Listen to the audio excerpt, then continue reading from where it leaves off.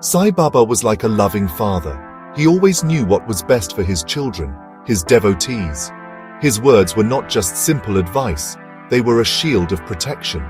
Those who listened to his guidance found themselves safe and secure, walking a path cleared of dangers they could not even see.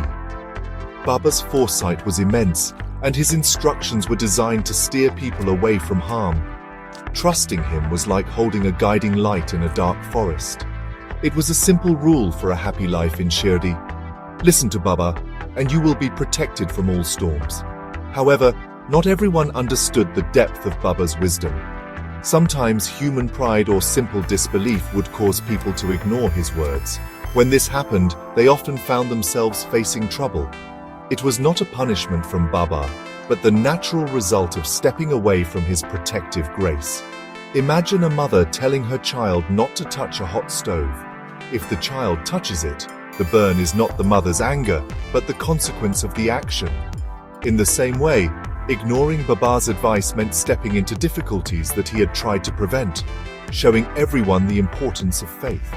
A clear example of this was the story of Tarkhad. One day, a venomous snake was found in his house. While others panicked and wanted to kill it, Tarkhad, remembering Baba's teachings to be kind to all creatures, simply caught it in a pot and took it to Baba. But on his way back, he met a European man who was an officer in the village. This man, not understanding Baba's ways, insisted on seeing the snake. Despite Tarkhad's warnings, the man forced the pot open. The snake, frightened and angry, immediately bit the man, who sadly died a short while later. This story shows what happened when Baba's wisdom was ignored. Another man, a European visitor, came to Shirdi. He did not believe in Baba's powers and wanted to test him. He approached Baba with disrespect, but Baba remained calm and loving. Baba offered him some advice for his journey ahead, but the man laughed it off, thinking he knew better. He left Shirdi with a proud heart, dismissing the saint's words. Later, news arrived that the man had met with a serious accident on his way. His journey was filled with the exact trouble Baba had warned him about. These stories were not meant to scare people, but to teach a powerful lesson.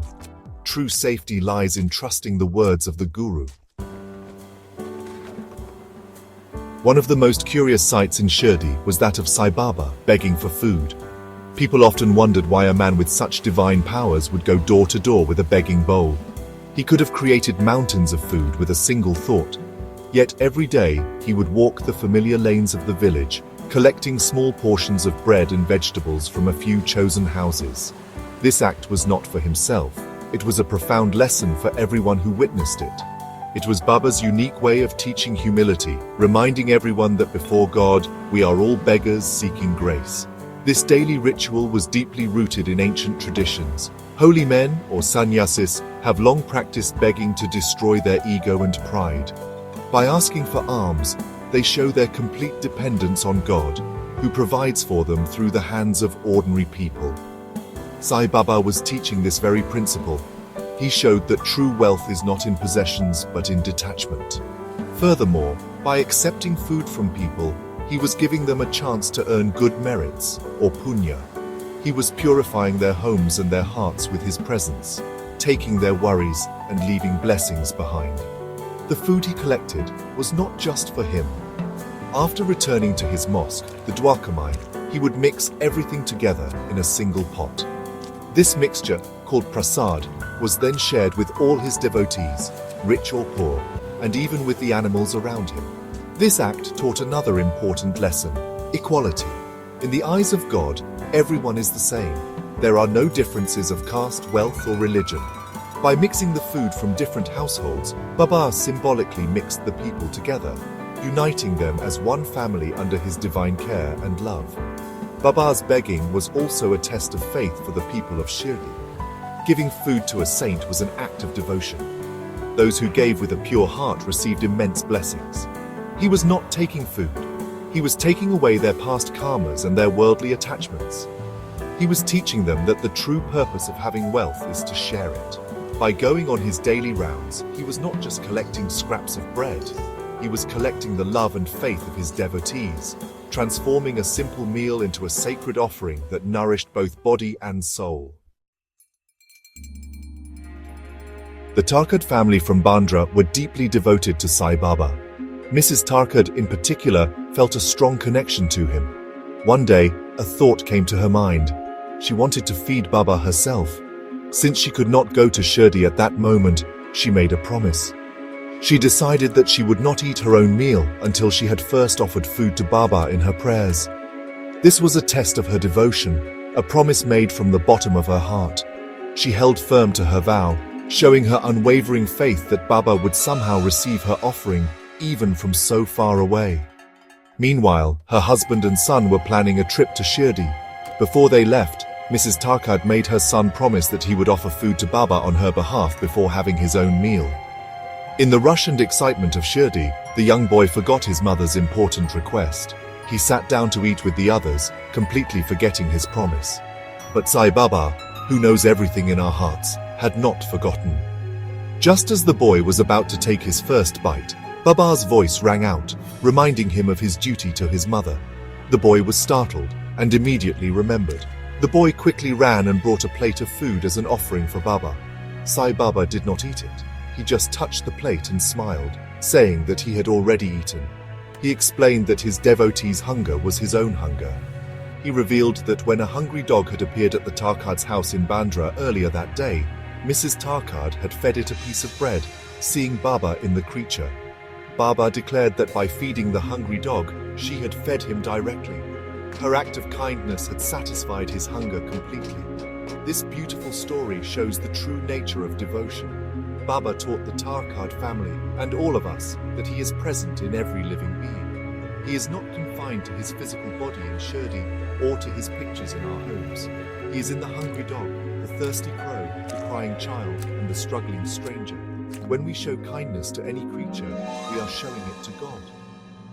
Mrs. Tarkhad's simple act of compassion, performed with a pure and loving heart, reached Baba more directly than any grand ritual could have.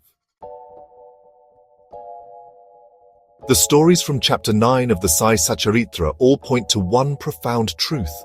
Sai Baba constantly worked to teach his followers a simple yet powerful lesson: see God in all beings. He demonstrated this not just through words, but through his actions every single day. When he asked Tarkhad not to harm the snake, he was teaching respect for all life. When he shared his begged food with every person and animal in the Dwarkamai, he was teaching equality and compassion. His life was a living example of this universal message of oneness. This idea was made crystal clear in the story of Mrs. Tarkhad and the hungry dog. When she fed the dog, she did so out of pure compassion, thinking of Baba. In that moment, the dog was no longer just an animal. It became a vessel for the divine. Baba confirmed this by saying, "He who feeds the hungry feeds me." This statement is the heart of his teachings. It breaks down the walls between us and them, between human and animal, and between the devotee and God. Serving any part of creation is the same as serving the Creator. Baba wanted people to move beyond ritualistic worship. It is easy to offer flowers to an idol in a temple, but Baba pushed his devotees to see the living temple in the world around them. He taught that true worship is not just about prayers and offerings in a holy place. It is about how we treat each other and every creature we meet. Giving water to the thirsty, sharing food with the hungry, and speaking kind words to the sad. These are the highest forms of prayer. This is the practical spirituality that Baba wanted everyone to live by. The ultimate moral of this chapter, and indeed of Baba's entire life, is to recognize the spark of God that exists within every living being. When we truly understand this, our hearts fill with love and kindness for everyone. We no longer see strangers, only brothers and sisters. We no longer see mere animals, but forms of the divine. Serving others becomes our natural way of being, not as a duty, but as an act of love. This is the path to God that Sai Baba showed us, a path of service, compassion, and seeing the divine in all.